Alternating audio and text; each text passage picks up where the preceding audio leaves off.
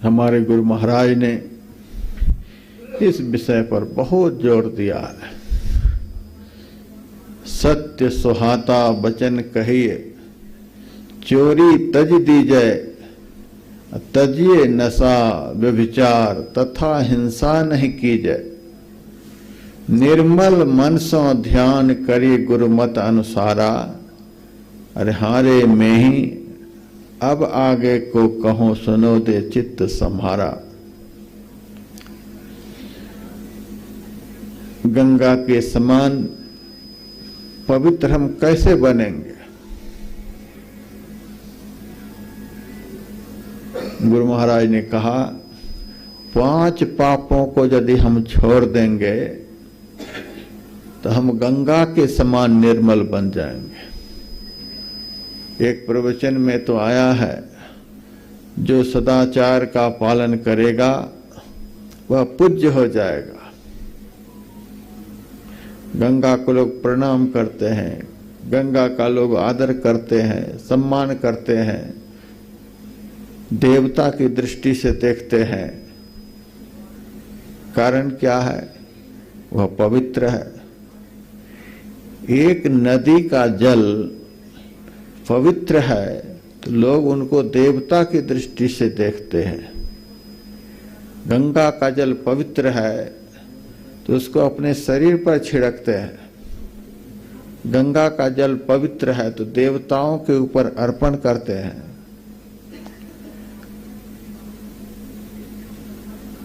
तो हम भी यदि पवित्र हो जाएंगे, निर्मल हो जाएंगे, स्वच्छ हो जाएंगे तो हम खुद गंगा के समान पूजनीय बन जाएंगे। हम गंगा का दर्शन करते रहें, हम गंगा के जल में स्नान करते रहें, लेकिन खुद को गंगा के समान पवित्र बनाने का प्रयास नहीं करें तो हम कभी पूजनीय नहीं बन पाएंगे। हजारों लोग यहाँ गंगा में स्नान कर रहे हैं, लेकिन घर में भी उनका आदर नहीं होता है। घर के लोग भी उनको पूछते नहीं है, सम्मान नहीं करते हैं। समाज के लोग उनका आदर नहीं करते। ऐसा कोई नहीं कहते कि ये गंगा में स्नान करके आ गए हैं, चलो इनको प्रणाम करते हैं, चलो इनका हम आदर करते हैं, बहुत अच्छा काम करके आया है। कोई कुछ नहीं करता है। स्नान करके तो चले गए, लेकिन उनका कोई सम्मान नहीं है। लेकिन गुरु महाराज के ज्ञान के अनुसार यदि कोई समस्त पापों का परित्याग कर दे तो घर के लोगों को कौन कहे, संसार के लोग उनका आदर करेंगे, संसार के लोग उनका सम्मान करेंगे। हम लोगों को यहाँ यह शिक्षा लेनी है, यहाँ से यह संकेत प्राप्त करना है, जिस तरह से गंगा का जल पवित्र है उसी तरह से हम लोग अपने मन को पवित्र बनाएं। भगवान श्री राम ने सुग्रीव से कहा,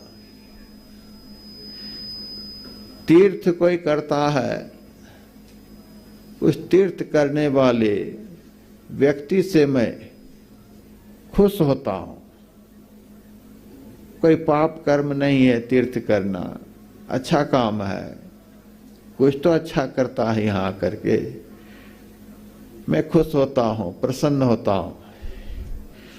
लोग यज्ञ करते हैं, उस यज्ञकर्ता से मैं प्रसन्न होता हूं।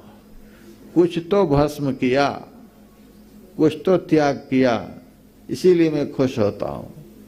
लोग वेदाध्ययन करते हैं, कुछ तो अच्छा संस्कार अर्जित कर रहे हैं, मैं खुश होता हूं।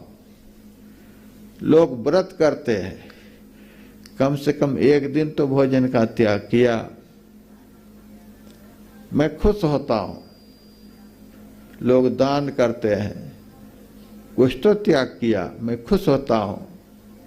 अच्छा काम जो भी करता है मैं उससे खुश होता हूं, प्रसन्न होता हूं। सुग्रीव ने कहा इन सब सत्कर्मों के करने से आप खुश होते हैं, लेकिन मैं यह आपसे जानना चाहता हूं कि आप प्राप्त कैसे होते हैं, आपकी प्राप्ति कैसे होती है। प्रसन्न होना कुछ और बात है, अब प्राप्त होना कुछ और बात है। आप प्राप्त किन से होते हैं, आप प्राप्त कैसे होते हैं, कौन व्यक्ति आपको प्राप्त कर सकता है। तो भगवान श्री राम ने सुग्रीव से बस इतना ही कहा, बस एक ही आदमी से मैं खुश होकर प्रसन्न होकर उनके सामने प्रकट हो जाता हूं, उनको प्राप्त हो जाता हूं। कहा वह कौन सा आदमी। भगवान ने कहा जिस आदमी ने अपने मन को निर्मल बना लिया, बस उस आदमी को मैं प्राप्त हो जाता हूं। कल से आप सुनते आ रहे हैं मानव जीवन का क्या परम लक्ष्य है। परमात्मा की प्राप्ति ही ब्रह्म तन लक्ष्य उत्तमम। आत्मा रूपी तीर का परम लक्ष्य है परमात्मा। परमात्मा की प्राप्ति हो गई, मानव जीवन धन्य हो गया, लक्ष्य की प्राप्ति हो गई। जीवन धारण करना यह सफल हो गया। लेकिन परमात्मा की प्राप्ति होगी कैसे। तो स्वयं भगवान ने कहा इसके लिए एक ही काम करना होगा, मन को निर्मल बनाना होगा। गंगा के तट पर यह कार्यक्रम चल रहा है, इसलिए इस बात पर ज्यादा जोर दिया जा रहा है कि अपने मन को निर्मल बनाना है, अपने मन को पवित्र बनाना है। बस इतने से ही काम बन जाएगा। मलिन मन चंचल होता है, मलिन मन विषयों का चिंतन करता है, मलिन मन में अनंत मलिन इच्छाएं उत्पन्न होती हैं। मलिन मन भजन में नहीं लगता है, मलिन मन में एकाग्रता का बल नहीं होता है, मलिन मन आत्माभिमुखी कभी भी नहीं होता है। अब मन यदि निर्मल हो जाए, ये सारे दोष तत्काल नष्ट हो जाए। निर्मल मन में विषय का चिंतन नहीं होता है, निर्मल मन चंचल नहीं होता है, निर्मल मन विषयाभिमुखी नहीं होता है। जो हम यहाँ बैठ करके पाना चाहते हैं, मन के निर्मल हुए बगैर हम प्राप्त नहीं कर सकते। तो भगवान ने कहा निर्मल मन जन सो मोहि पावा। जिसका मन निर्मल होगा वही मुझे प्राप्त कर सकेगा। तो मन मलिन होता है कैसे और मन निर्मल होता है कैसे। 5 कर्म जो हैं वे मन को मलिन करने वाले हैं। झूठ, चोरी, नशा, हिंसा और व्यभिचार, ये 5 दुष्कर्म मन को मलिन कर देता है। ये 5 दुष्कर्म छूट जाए तो मन पवित्र हो जाएगा। आपका मन गंगा से भी अधिक निर्मल हो जाएगा।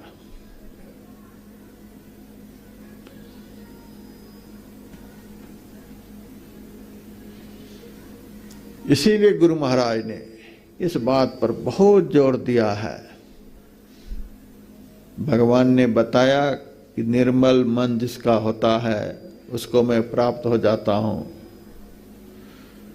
और गुरु महाराज ने बतलाया तुम्हारे अंदर में परमात्मा रूपी रस है। इस शरीर के अंदर में परमात्मा रूपी रस भरा है। परमात्मा को एक रस की संज्ञा दी गई है। जिन्होंने उस परमात्मा का साक्षात्कार कर लिया, उसका जीवन रसमय बन गया। रस स्वरूप परमात्मा। संसार निरस है, संसार में कोई रस नहीं है, संसार बिल्कुल शुष्क है। लोगों के पास धन है फिर भी मन में शांति नहीं है, मकान है मन में शांति नहीं है, बहुत बड़ा परिवार है मन में शांति नहीं है, बहुत विद्या बुद्धि हासिल कर लिए हैं लेकिन मन में शांति नहीं है, क्योंकि संसार निरस है। निरस संसार को प्राप्त करके जीवन रसमय नहीं बन सकता है। परमात्मा रस के स्वरूप है। जिन्होंने भी उनका दर्शन कर लिया उनका जीवन रसमय बन गया।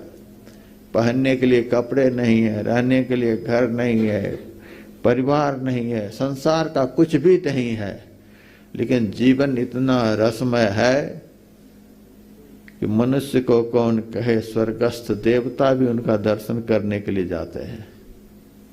ब्रह्मादि देवता उनका स्तवन करते हैं। परमात्मा रस स्वरूप इसीलिए कहे जाते हैं कि जिन्होंने भी उस रस को प्राप्त कर लिया उसका जीवन ऐसा रसमय बन गया कि दिन रात आनंद में झूमते हैं। देखने के लिए उनके पास कुछ नहीं, लेकिन पाने के लिए कुछ भी बाकी नहीं। तो गुरु महाराज ने कहा, तुम्हारे शरीर के अंदर में वह रस है, और कोई रस पाने के लिए तो हमें बाहर में प्रयास करना पड़ेगा, लेकिन परमात्मा रूपी रस को प्राप्त करने के लिए बाहर में प्रयास करने की आवश्यकता नहीं है। वह रस सबके अंदर में है, और जो उस रस को प्राप्त करेगा वह प्राप्त करता भी अंदर में ही है। घर में बसत वस्तु भी घर है, घर ही वस्तु मिलावे। कबीर साहब कहते हैं, घर में बसत, इस शरीर रूपी घर के अंदर तुम निवास करते हो। अब वस्तु भी घर है, परमात्मा रूपी वस्तु भी शरीर के अंदर में ही है। घर ही वस्तु मिलावे, और इस शरीर रूपी घर के अंदर ही उस वस्तु से मिलन भी होता है। तो जो उनको प्राप्त करेगा, जो उस रस का आस्वादन करेगा, वह भी इसके अंदर में ही है, कहीं जाने की जरूरत नहीं है। अज्ञानी लोग उस रस को पाने के लिए संसार में भटक रहे हैं, लेकिन साधु संत महात्मा कहते हैं वह रस तुम्हारे अंदर में है। गुरु नानक देव जी महाराज कहते हैं, घर माहि अमृत भरपूर है, मनुखा साधु न पाइया। तुम्हारे शरीर रूपी घर के अंदर ही परमात्मा रूपी अमृत लबालब भरा हुआ है, वो तब प्रोत है। और हमारे गुरुदेव ने भी कहा, जो निज घट रस चाहो, यदि तुम परमात्मा रूपी रस को प्राप्त करना चाहते हो तो क्या करना होगा? तो अपने को 5 पाप से हरदम खूब बचाओ। हर समय अत्यंत प्रयत्न के साथ अपने आप को 5 पापों से बचाते रहना है।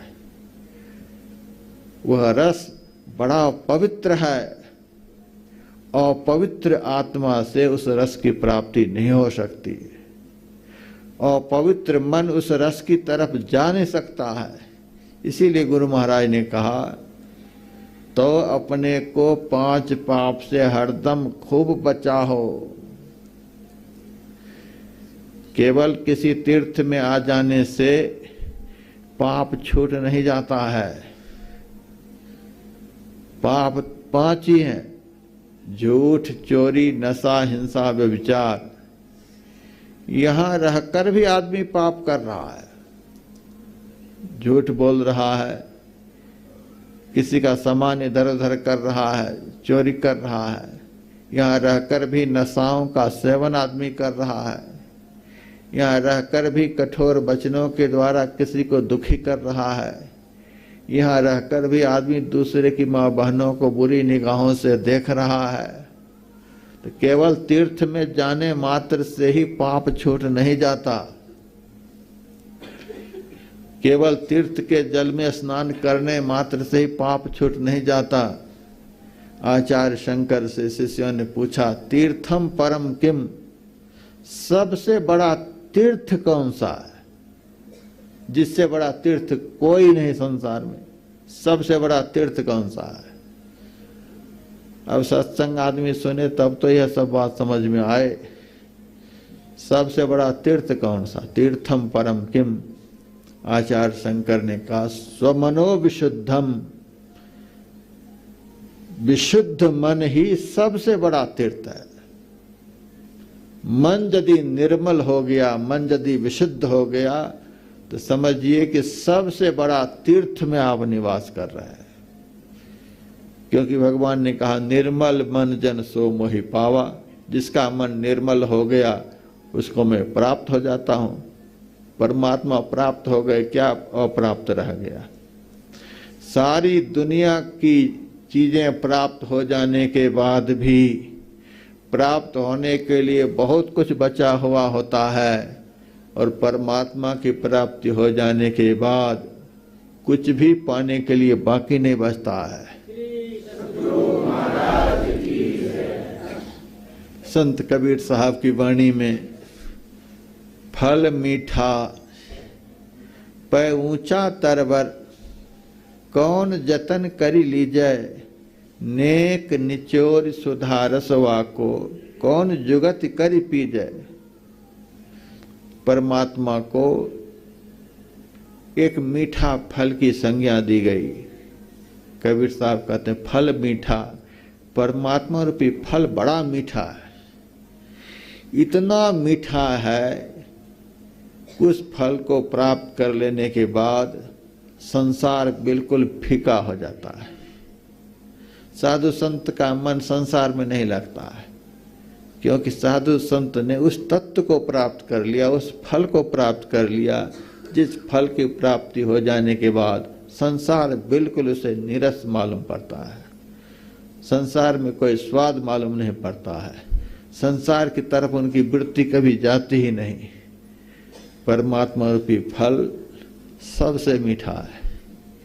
इतना मीठा है कि उस फल की प्राप्ति हो जाने के बाद संसार बिल्कुल अच्छा नहीं लगता है। और वह फल ऐसा है, उस फल को प्राप्त कर लेने के बाद, उस फल को चख लेने के बाद, उस फल का स्वाद मिल जाने के बाद फिर दोबारा कुछ पाने की इच्छा नहीं रह जाती। संसार का पदार्थ प्राप्त होता चला जाता है और पाने की इच्छा बढ़ती चली जाती है। अब परमात्मा रूपी फल ऐसा है, वह एक बार प्राप्त हो जाए तो कुछ पाने की इच्छा नहीं रह जाती। परम तोष उपजावे, सूरदास जी महाराज ने कहा, परम संतुष्टि प्राप्त होती है। मन पूर्ण रूपेण संतुष्ट हो जाता है, अब कुछ नहीं चाहिए। चाह गई चिंता मिटी, मनवा बेपरवाह, जाको कछु न चाहिए सोई सहनशाह। तो कबीर साहब कहते हैं, फल मीठा, परमात्मा रूपी फल बहुत मीठा है, बड़ा स्वादिष्ट है, लेकिन वह फल लगता है किस पेड़ में? परमात्मा रूपी फल किस पेड़ में लगता है? कबीर साहब कहते हैं, परमात्मा रूपी फल भक्ति रूपी पेड़ में लगता है। भक्ति वह पेड़ है जिस पेड़ पर चढ़ते चढ़ते परमात्मा रूपी फल को भक्त प्राप्त कर लेता है। भक्ति वह पेड़ है जिस पेड़ का सहारा लेने पर परमात्मा रूपी फल प्राप्त होता है। लेकिन भक्ति रूपी पेड़ पर चढ़ेगा कौन? पापी नहीं चढ़ सकता।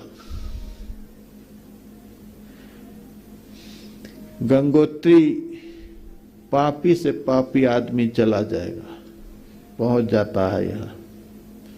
केदारनाथ पापी से पापी आदमी पहुंच जाता है। बद्रीनाथ पापी से पापी आदमी पहुंच जाता है। दुनिया के तीर्थों में, दुनिया के मंदिरों में, दुनिया के धामों में पापी से पापी आदमी पहुंच जाता है। जहां तक पापी ही जल्दी पहुंच जाता है। उनके पास पैसे बहुत हैं,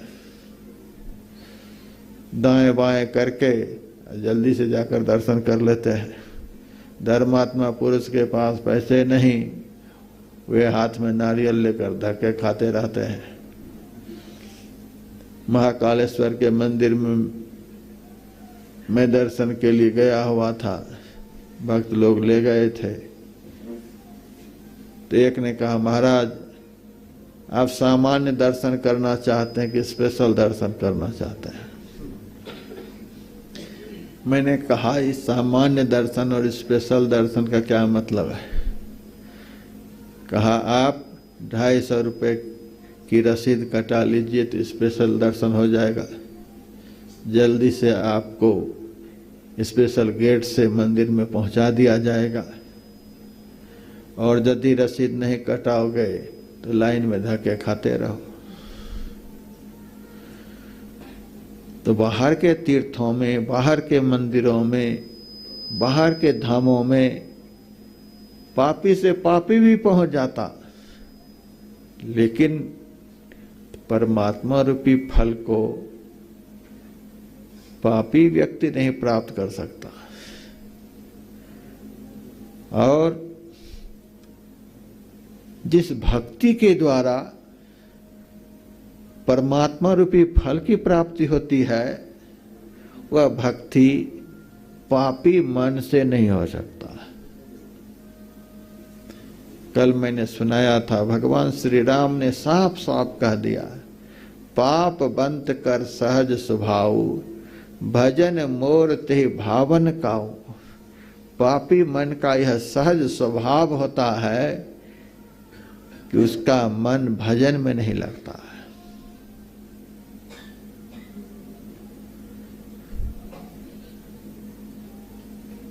यदि मन में पाप है तो उस मन से भजन नहीं हो सकता। आप दुनिया का सब कुछ कर सकते हैं, लेकिन पापी मन से भजन नहीं कर सकते। पाप लेकर के आप गंगा में घुस सकते हैं, पाप लेकर के आप मंदिर में घुस सकते हैं, पाप लेकर आप मंदिर की मूर्ति के पास खड़ा हो सकते हैं, पाप लेकर के आप एकादशी व्रत कर सकते हैं, पाप लेकर आप यज्ञ कर सकते हैं, पाप के साथ रहकर आप दुनिया का बहुत कुछ कर सकते हैं, लेकिन पाप के रहते आपके मन से भजन नहीं हो सकता है। पापी मन से भजन नहीं हो सकता है। भगवान ने साफ साफ कहा, पाप बंत कर सहज स्वभाव, भजन मोर ते भावन काऊ। पापी मन का यह सहज स्वभाव है, उस मन से भजन नहीं होता है।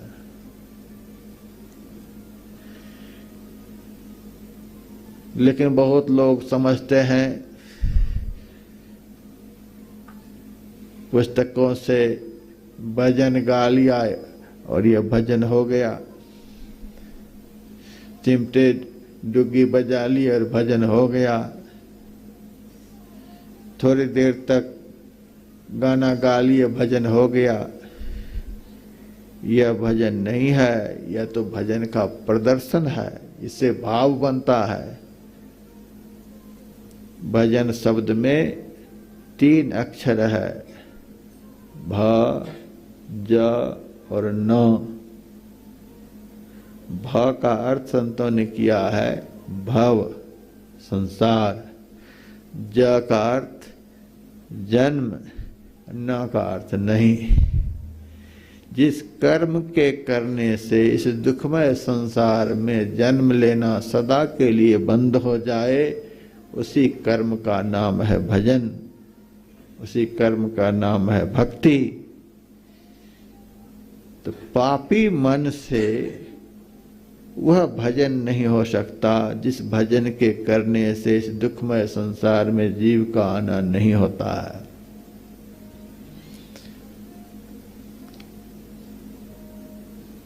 तो आचार्य शंकर ने कहा,